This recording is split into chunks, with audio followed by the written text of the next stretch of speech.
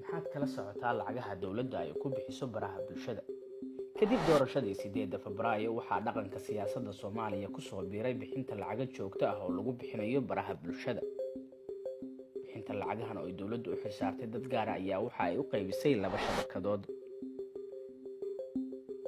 shabakada koowaad waxa ay qaabilsan tahay dacaayadda cid walba oo ka aragti duwan dawladda sida siyaasiyiinta, culimada, saxaafadda, aqoon-yahanada iyo haweenka. shabakadan ayaa u dhisan qaab cajiib ah waxayna u qaybsantaa 3 qaybood.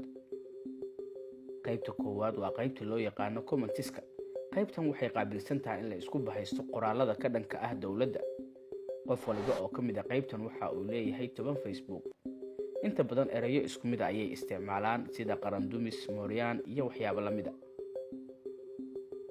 qaybta labaad waxay qaabilsan tahay boostiyada ama qoraalada lidka ku ah siyaasiyiinta mucaaradka ah. inta badan wax ma soo qoraan marka laga reebo culays dawladda soo food saaray ama siyaasi wax ka sheegay.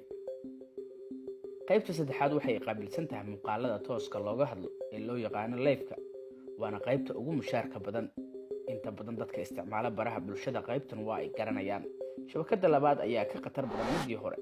shabakada labaad dadka kuma baraarugsana intooda badan, mana aha kuwa mar waliba hadla.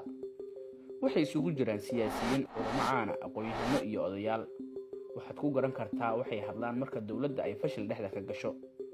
sababta ay uga bedelan yihiin shabakadii hore ayaa ah in si xirfad ku jirto ay dadka u bedelaan ra'yul caamkooda iyagoo adeegsanaya shaarka markaasi u xiran sida wadaad, nabadoon ama aqoon-yahan. shabakadan waxaad ku garan kartaa waxay soo hadlaan marka dawladda haysto culays dhanka shacabka ah.